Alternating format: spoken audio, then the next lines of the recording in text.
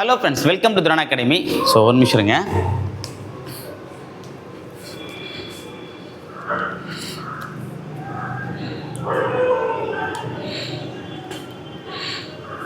Okay, இனி நம்ம என்ன தகவலை பற்றி பார்க்க போகிறோம் அப்படின்னா டைம் மேனேஜ்மெண்ட். ஓகேவா? ஸோ டைம் மேனேஜ்மெண்ட் அப்படின்றது வந்து பார்த்திங்க அப்படின்னா ரொம்ப ரொம்ப முக்கியமான விஷயம். ஓகேவா?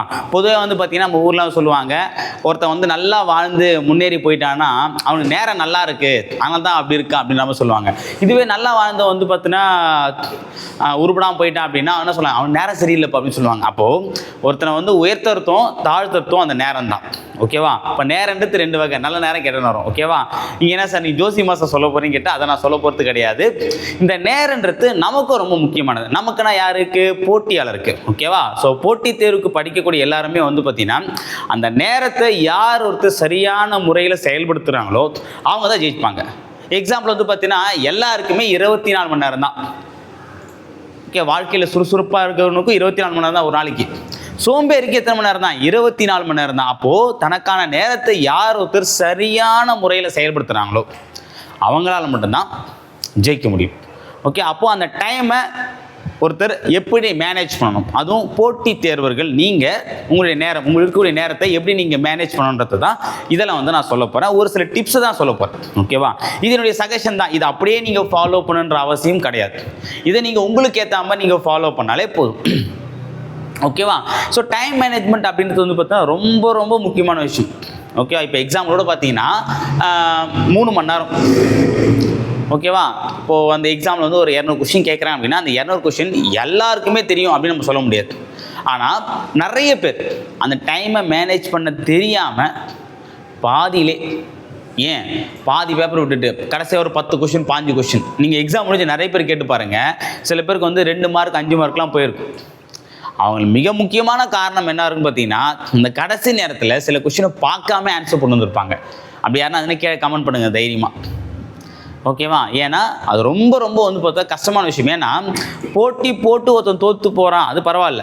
சில பேர்லாம் போட்டி போடாமே தோற்று போயிடுவாங்க. ஏன் அப்படின்னு டைம் கிடையாது. 3 மணி நேரத்தில் வந்து பார்த்தா 2.25 மணி நேரத்தில் 150 கொஸ்டின் 160 கொஸ்டின் தான் பார்த்துருப்பாங்க.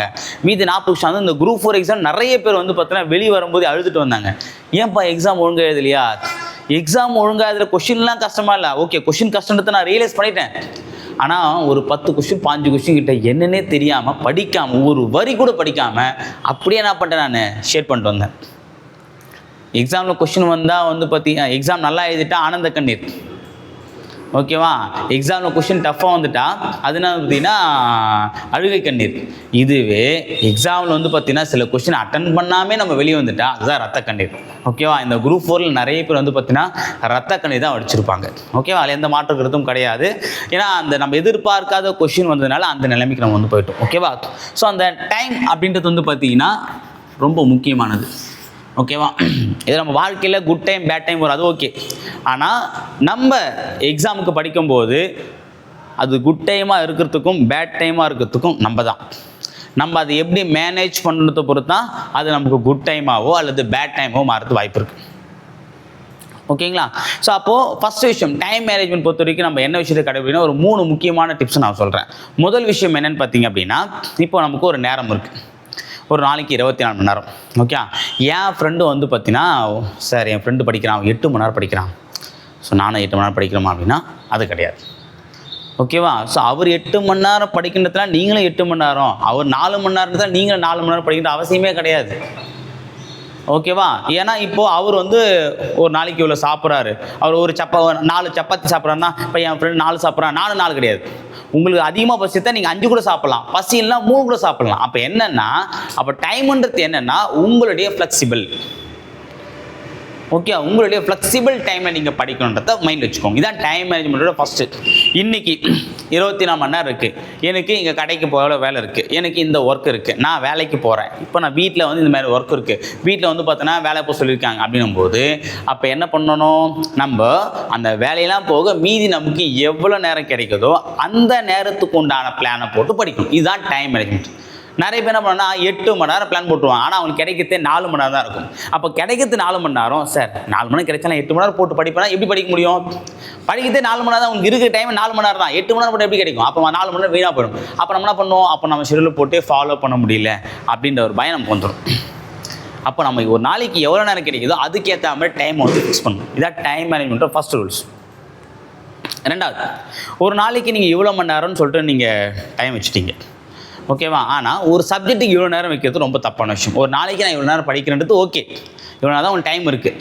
ஆனால் நான் தமிழ் 1 hour படிப்பேன், ஓகேவா? மேக்ஸ் 1 hour படிப்பேன். அப்போது அதுக்கு என்ன பண்ணலாம் அப்படின்னா சப்ஜெக்ட்டுக்கு ஏற்ற மாதிரி டாபிக் ஏற்ற மாதிரி பிரிச்சுக்கோங்க, ஓகேவா? இப்போ தமிழில் நான் இன்றைக்கி அகர வரிசை படிக்க போகிறேன், ஓகே, ஒலி வேறுபாடு படிக்க போகிறேன். இப்போ ஒலி வேறுபாடு படிக்கும்போது நிறைய இருக்கும், அப்போ டைம் அதிகமாக இருக்கும்.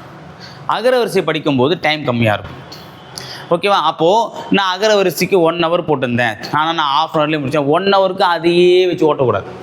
½ hour அகர வரிசை முடிஞ்சிச்சா அந்த டாபிக் வந்துடணும், ஓகேவா? அப்போது என்னென்னா அப்போது ஒவ்வொரு சப்ஜெக்ட்டுக்குள்ள நேரத்தை நம்ம அந்த சப்ஜெக்டுடைய டாபிக் ஏற்ற மாதிரி ஒதுக்கணும், ஓகேனது டாபிக் ஏற்ற மாதிரி. இப்போ தமிழ் டாபிக் கொஞ்சம் பெருசாக இருக்குது, அப்போ நீங்கள் ஒரு நாளைக்கு 4 மணி நேரம் படிக்கிறீங்களா, 4 மணி நேரத்தில் அப்போது 2 மணி நேரம் தமிழுக்கு ஒதுக்கலாம்.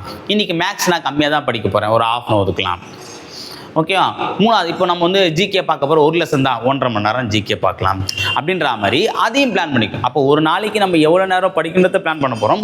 அடுத்து அந்த சப்ஜெக்டோடைய டெப்த்துக்கு ஏற்ற மாதிரி, அந்த லெவலுக்கு ஏற்ற மாதிரி நம்ம என்ன பண்ணோம் அப்படின்னா அந்த டைமை வந்து அலோகேட் பண்ணிக்கும், ஓகே? மூணாவது விஷயம், டைமுக்கு ஏற்ற மாதிரி அலோகேட் பண்ணுறதுல எந்த தப்பும் கிடையாது, ஓகேவா? என்னென்னா அந்த டைமுக்கு ஏற்ற மாதிரி ஓடுறோம் பற்றி அதான் தப்பு.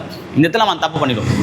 இப்போ இன்றைக்கி இந்த டாபிக் படிக்கிறீங்க அப்படின்னா, சப்போஸ் இப்போ எக்ஸாம்பிள் எப்படி சொல்லலாம் அப்படின்னா, இப்போ நீங்கள் ஒலி வேறுபாடே படிக்கணும்னு வச்சுக்கலாமே. இப்போ ஒலி வேறுபாடில் மொத்தமாக ஒரு 20 pages இருக்குது. எத்தனை இருக்குது? 20 pages இருக்குது. ஒலி வேறுபாடில் ஒரு 20 pages நீங்கள் இன்றைக்கி படிக்க போகிறீங்க அப்படின்னா, இப்போ நீங்கள் 1 hour டைம் வச்சுருங்க. என்னது? 1 hour. 1 hour நீங்கள் என்ன பண்ணணும் அப்படின்னா ஒலி வேறுபாடை படிக்க போகிறீங்க, ஓகேவா? ஸோ நீங்கள் டார்கெட் வச்சிட்டீங்க 1 hour, ஓகேவா? இப்போது 30 minutes கடக்குறீங்க, ஓகேவா? அது 30 நிமிஷத்தை கடக்குறீங்க. இப்போது நீங்கள் 30 நிமிஷத்தை கடக்கும்போது இந்த 20 பேஜில் நீங்கள் வந்து பார்த்தோன்னா ஒரு 6 pages தான் படிச்சிருக்கீங்க. அது 6 pages தான் படிச்சிருக்கீங்க. அப்போது என்னென்னா நீங்கள் 1 hourல ஒலி வேறுபாடை படிக்க நினச்சிட்டீங்க. மொத்தமாக வந்து பார்த்தீங்கன்னா 20 pages இருக்குது, 1 hourல படிக்கணும். ஆனால் முதல் ½ hour நீங்கள் என்ன பண்ணிருக்கீங்க, 6 pages தான் படிச்சிருக்கீங்க. அப்போது அடுத்த ½ hour உங்கள் மைண்ட் என்ன பண்ணும் அப்படின்னா, அச்சோ மொத்தம் 20 பக்கம் இருக்குடா, நம்ம 6 பக்கம் தான் படிச்சிருக்கோம், இன்னும் எத்தனை இருக்குது, 14 pages இருக்குது. அப்போ நம்ம 14 pages படிக்கணும்னா அந்த பேஜஸை நோக்கி ஓட ஆரம்பிச்சிருவீங்க, அந்த நேரத்தை நோக்கி ஓட ஆரம்பிப்பீங்க. அப்போ நேரத்துக்குள்ளே முடிக்கணும் அப்படின்ற வேகத்தோடு போகும்போது அங்கே தான் ப்ராப்ளமே வரும். இதை நிறைய பேர் 100க்கு 80% பேர் வந்து பார்த்தீங்கன்னா இந்த தப்பு பண்ணுவீங்க. நான் என்ன சொல்கிறது புரியுதுங்களா? இப்போ வந்து நான் 1 hour நீங்கள் டார்கெட் வச்சுட்டீங்க, ½ hour உங்களால் 6 பேஜ் தான் படிக்க முடிஞ்சுது. அப்போ என்னென்னா உங்கள் கெப்பாசிட்டி 6 பேஜ் தான், அதை மைண்டில் வச்சுக்கணும். அதை விட்டுட்டு நான் வந்து ஃபஸ்ட்டு ½ hourல 6 பேஜ் படிப்பேன், ஆனால் அடுத்த ½ hour நான் என்ன பண்ணுவேன் 14 பக்கம் படிப்பேன் அப்படின்னா அது வேஸ்ட். ஏன்னா முதல்ல 6 பக்கம் படித்தா அது கண்டிப்பாக உங்கள் மைண்ட் ஞாபகம் இருக்கும். ஏன்னா அப்போ நீங்கள் நேரத்தை வச்சு ஓடலை, ஓகே? எவ்வளோ பேஜ் படின்னு சொல்லிட்டு கவுண்ட் பண்ணலை, ஃப்ரீயாக படிச்சிங்க, மைண்ட் நிற்கணும் படிச்சிங்க. அப்போ இந்த முதல்ல படித்த இந்த 6 பேஜ் நல்லா உங்கள் மைண்ட் ஞாபகம் இருக்கும். ஆனால் அடுத்த ½ hour நீங்கள் படிச்சிங்களே 14 பேஜ், அடுத்த ½ hour நீங்கள் 14 பேஜ் டார்கெட் வச்சு முடிச்சுட்டு இருப்பீங்க. ஆனால் வேஸ்ட், நயா பைசா பிரயோஜனம் இல்லை. ஏன்னா இந்த 6 பேஜை படிக்கும்போது நம்ம மைண்டில் ஞாபகம் வச்சுக்கணும், கண்டென்ட் புரியணும் அப்படின்னு சொல்லி அண்டர்ஸ்டாண்டிங்கோடு படிச்சிருப்பீங்க. ஆனால் இந்த 14 பேஜ் வந்து பார்த்தீங்கன்னா ஓடி இருப்பீங்க, படிச்சிருக்க மாட்டீங்க. எப்படியாச்சும் நம்ம ½ hourல 14 பக்கத்தை முடிக்கணும். அப்போ என்னன்னா இந்த ஃபஸ்ட்டு 6 பேஜ் வந்து நீங்கள் கம்ப்ளீட் பண்ணிட்டு இருப்பீங்க. ஆனால் இந்த லாஸ்ட் 14 பேஜை ஃபினிஷ் பண்ணியிருக்கீங்க. நிறைய பேர் வந்து பார்த்தோன்னா சிலபஸை கம்ப்ளீட் பண்ணுறதில்ல, ஃபினிஷ் பண்ணுறீங்க. இதனால தான் கடைசியில் நாம் ஃபினிஷ் ஆகிடும். நாம் ஃபினிஷ் பண்ணுறதுனால நாம் கடைசியில் ஃபினிஷ் ஆகிடும். இதுதான் நீங்கள் தெரிஞ்சுக்க வேண்டிய விஷயம். இப்போ டைம் மேனேஜ்மெண்ட்டில் வந்து பார்த்தோன்னா நீங்கள் கண்டுக்க வேண்டிய முதல் விஷயம் என்னென்னு பார்த்தீங்கன்னா இதுதான் நான் 3வது பாயிண்ட்டாக உங்களுக்கு கொடுத்துருக்கேன், ஓகேவா? அப்போது ஒரு நாளைக்கு உங்களால் எவ்வளோ மணி நேரம் படிக்க முடியுன்றது யோசிச்சுக்கோங்க, இது ஃபஸ்ட்டு. அதுக்கப்புறம் அந்தந்த சப்ஜெக்ட்டுக்கு டெப்த்துக்கு ஏற்ற மாதிரி டைம் அலோகேட் பண்ணிக்கோங்க. ஆமாம், டைம் அலோகேட் பண்ணுற பிறகு அதுக்குள்ளே தான் முடிக்கின்ற எந்த கட்டாயமும் கிடையாது, ஓகேவா? டாப்பிக்கை பேஸ் பண்ணி படிங்க, டார்கெட்டை ஃபிக்ஸ் பண்ணி படிக்காது. புரியுது நான் சொல்கிறது? டாப்பிக்கை பேஸ் பண்ணி படிக்கலாம். இப்போது நான் இன்றைக்குள்ளே இந்த டாபிக் முடிச்சணும், ஓகே, இன்றைக்குள்ளே இவ்வளோ பக்கத்தை முடிச்சணும், அதாவது இந்த டைமுக்குள்ளே 1 hourல இவ்வளோ பக்கத்தை முடிக்கும்னு சொல்லிட்டு அந்த பக்கத்துக்கு டார்கெட் வச்சு ஓடாதீங்க, டாபிக் வச்சு ஓடுங்க.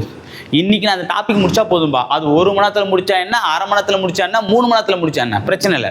ஆனால் எனக்கு நான் வந்து 1 ஹவரில் இவ்வளோ பக்கம் படிக்கிறேன், 2 மணி நேரத்தில் இவ்வளோ பக்கம் படிக்கிறேன்னு சொல்லி நீங்கள் படிச்சிங்க அப்படின்னா அது உங்களுக்கு ஸ்ட்ரெஸ்ஸை தான் க்ரியேட் பண்ணும். அந்த ஸ்ட்ரெஸ் என்ன பண்ணுன்னா நீங்கள் கம்ப்ளீட் ஃபினிஷ் பண்ணிவிடுவீங்க.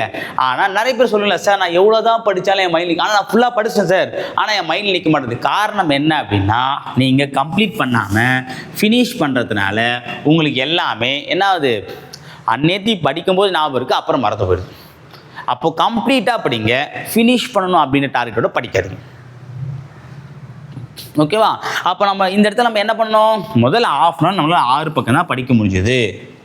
அப்போ நம்ம என்ன பண்ணோம், அடுத்த ½ அன் ஹவரில் 6 பக்கம் தான் படிக்கணும். அப்போ நம்ம என்ன பண்ணோம், 1.5 மணி நேரத்தில் அடுத்து வேணால் ஒரு 8 பக்கம், 2 பக்கம் நம்ம டார்கெட் வச்சு படிக்கிறது தப்பு கிடையாது. மொத்தமாக அப்படியே அழிக்க படிக்கிறது தான் கஷ்டமாக இருக்கும்.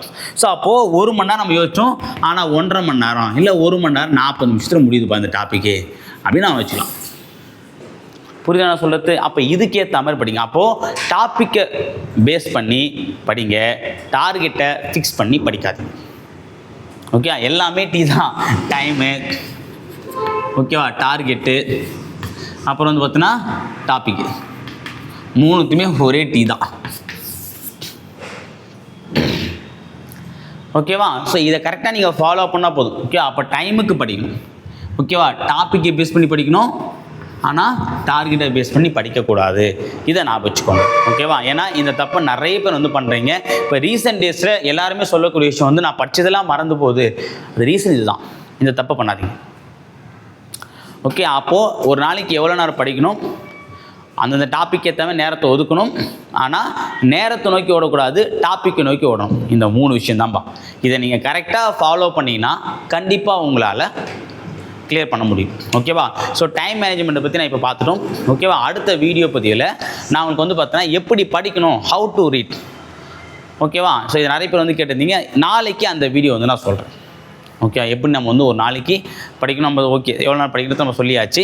இப்போது அடுத்து நம்ம பார்க்கலாம், அதாவது படிக்கிற முறை, படிக்கிறது மறக்காமல் இருக்கிறது நம்ம என்னென்ன விஷயங்கள்லாம் பண்ணலாம், அதுக்கு ஒரு சில டாக்டிக்ஸ் இருக்குது. அது என்னென்னு தான் நான் நாளைக்கு சொல்கிறேன். ஓகேவா?